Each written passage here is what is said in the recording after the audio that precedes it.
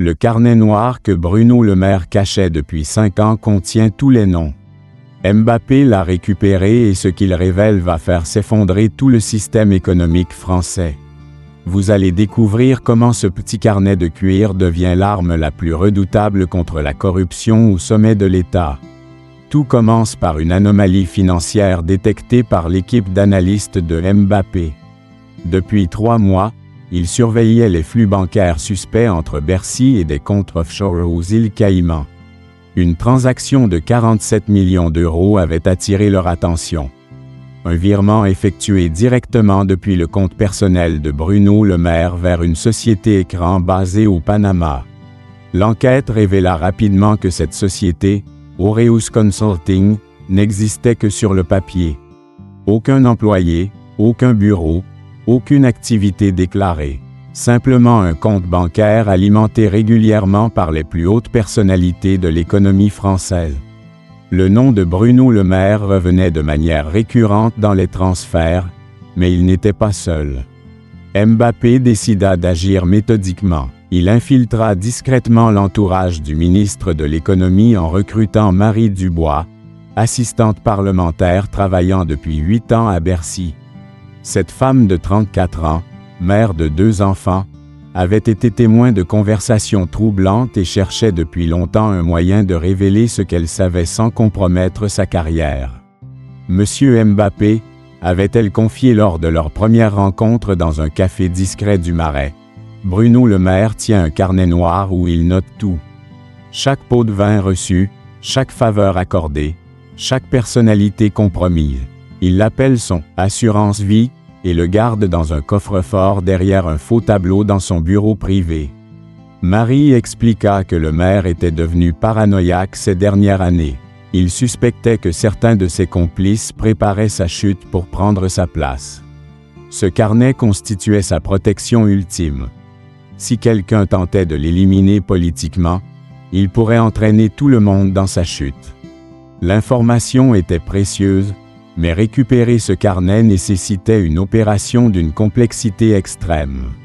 Le bureau de Le Maire était surveillé en permanence, les systèmes de sécurité étaient militaires, et le moindre faux pas déclencherait une enquête interne qui compromettrait définitivement leur mission.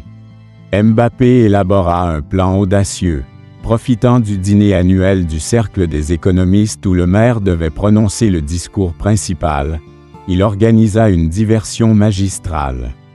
Pendant que le ministre était sur scène devant 300 invités prestigieux, une équipe d'experts en sécurité informatique, dirigée par Sarah Goldstein, pénétrait discrètement dans les bureaux de Bercy. L'opération dura exactement 37 minutes. Sarah neutralisa les alarmes, craqua le code du coffre-fort grâce aux informations fournies par Marie, et photographia intégralement le contenu du carnet avant de tout remettre en place. Le maire ne soupçonna jamais que son « assurance vie » avait été copié. Le contenu du carnet dépassait toutes les espérances de Mbappé. Sur 247 pages manuscrites, Bruno Le Maire avait minutieusement consigné 5 années de corruption systématique au plus haut niveau de l'État. Chaque entrée était datée, documentée, avec des montants précis et des codes pour identifier les protagonistes. La première révélation concernait les « dîners du pouvoir », organisés mensuellement dans un salon privé du restaurant Le Grand Véfour. Le maire y recevait les PDG du CAC 40 pour négocier directement les futures réglementations financières. Chaque loi était littéralement achetée. 2 millions d'euros pour assouplir les normes bancaires, 5 millions pour reporter la taxe carbone, 8 millions pour maintenir l'avantage fiscal des stocks options. Mais la corruption ne s'arrêtait pas aux entreprises privées. Le carnet révélait un système d'échange de faveurs avec ses collègues ministres. Gérald Darmanin obtenait des financements secrets pour ses opérations policières controversées en échange de son silence sur les détournements de Bercy.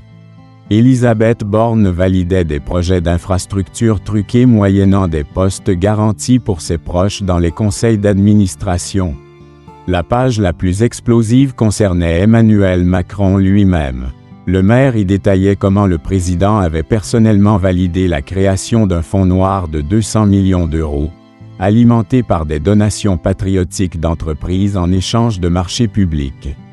Ce fonds servait à financer des opérations secrètes, manipulation médiatique, campagne de désinformation, élimination politique d'opposants gênants. Mbappé découvrit également l'existence du Cercle des Immortels, une organisation secrète réunissant 12 personnalités ayant juré de protéger mutuellement leurs intérêts. Outre le maire, ce cercle incluait des banquiers comme Christine Lagarde, des industriels comme Bernard Arnault, des magistrats comme François Molin, et même des journalistes influents comme David Pujada. Chaque membre possédait un dossier compromettant sur les autres, garantissant un silence absolu. Mais le maire, par précaution supplémentaire, avait secrètement constitué des dossiers sur tous ses amis. Son carnet contenait leurs secrets les plus inavouables. Comptes suisses non déclarés, liens avec des mafias russes, commandes d'assassinats politiques. L'entrée la plus glaçante concernait la mort suspecte d'Alexis Corbière en 2019.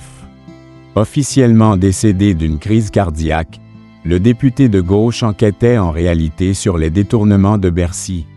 Le maire avait noté froidement « Problème Corbière réglé, injection potassium, autopsie bloquée par Molin, coût 500 000 €. » Armé de ces preuves accablantes, Mbappé prépara sa contre-attaque.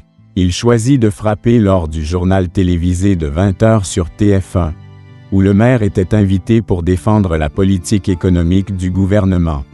L'embuscade fut parfaitement orchestrée. Le débat commença normalement. Le maire, élégant dans son costume sur mesure, évoquait la croissance française et les réformes structurelles avec son assurance habituelle.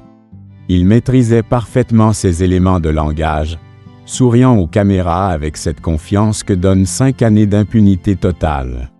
Mais à la 15e minute d'interview, Mbappé fit son entrée sur le plateau. « Bonsoir Bruno », dit-il simplement en s'installant face au ministre médusé. « J'espère que tu as gardé ton sens de l'humour, car nous allons parler de ton petit carnet. » Le visage de le maire se décomposa instantanément. Ses mains se mirent à trembler légèrement, signe qu'il venait de comprendre l'ampleur de la catastrophe qui s'abattait sur lui. « Je ne vois pas de quoi tu parles, » balbutia-t-il, mais sa voix avait perdu toute assurance. Mbappé sortit calmement une chemise cartonnée de son attaché-case. 247 pages de corruption, Bruno. 5 ans de notes personnelles sur tes crimes et ceux de tes complices. Veux-tu que je commence par tes dîners du pouvoir, ou préfères-tu qu'on parle directement du meurtre d'Alexis Corbière? L'effet fut foudroyant. Le maire tenta de se lever pour fuir le plateau, mais Mbappé continua imperturbablement. Page 156. Tu écris textuellement, Corbière devient dangereux. Solution définitive nécessaire. Puis page 157. Injection réalisée. Problème résolu. Comment expliques-tu ça aux téléspectateurs? C'est un faux, un montage. Hurla le maire, perdant totalement son calme légendaire. Mais Mbappé déroulait méthodiquement les preuves. Extrait bancaire, enregistrement audio, témoignage. Chaque document était authentifié, chaque révélation plus accablante que la précédente. La France entière découvrait en direct l'ampleur de la corruption qui gangrénait son gouvernement. Les réseaux sociaux explosaient. #carnet noir et #le maire corrompu devenaient tendance mondiale. Les rédactions de tous les médias mobilisaient leurs équipes pour approfondir ces révélations historiques. Mais Mbappé n'en avait pas terminé. Il révéla l'existence du fonds noir présidentiel, détailla les mécanismes du Cercle des Immortels, nomma un à un tous les complices. Chaque nom tombait comme un coup près, chaque révélation enfonçait un peu plus le système dans l'abîme. Le maire, acculé, commit alors l'erreur fatale de sa carrière. Dans un ultime sursaut de rage, il lança « Tu ne sais pas à qui tu t'attaques. Nous contrôlons tout, la police, la justice, les médias. Tu vas disparaître comme Corbière. » Un aveu de culpabilité en direct devant 12 millions de téléspectateurs. Cette phrase signa son arrêt de mort politique et judiciaire. Dans les heures qui suivirent, une procédure de destitution était lancée, des mandats d'arrêt émis contre tous les membres du cercle. Le carnet noir de Bruno Le Maire devenait l'acte de décès de tout un système de corruption. Le ministre qui se croyait intouchable grâce à son « assurance vie » découvrait que cette même assurance était devenue l'instrument de sa perte définitive.